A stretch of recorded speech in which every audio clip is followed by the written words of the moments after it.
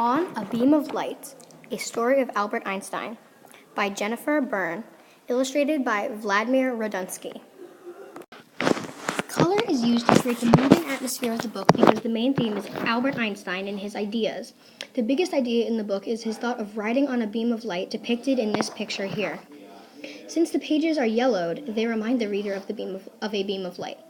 The mood and atmosphere of the pictures change as the story changes because when Albert thinks, there are black and white sketches of his thoughts, while the rest of the page, including Albert himself, is color, as you can see here. The medium for this book was gouache, which is an opaque watercolor with water pigment and gum arabic. Also, it was pen and ink.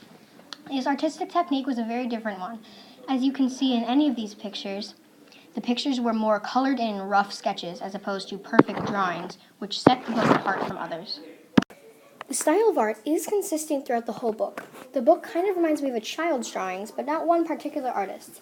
You can also see that the pictures look more like sketches colored in than finished three-dimensional pictures. In this book, because the background is yellow, the pictures stand out. When you see a picture of Albert Einstein sitting on a bright red chair, he really stands out from the background, making him look more important. The illustrator can also draw something bigger to make it more noticeable, like seen here. In this book, there are many different perspectives. Most shots are halfway between long shots and close-ups, but many vary. Most scenes are also eye level, and there's not much overlap of images. When the pictures are just pictures and are without words, they are usually referring to the next page. For example, on page 3, it is a picture of Einstein's parents and there are no words, but they are looking at baby Einstein on the next page, which has words. Another thing I like about the text is that the important information is in red and not black, as seen underlined here.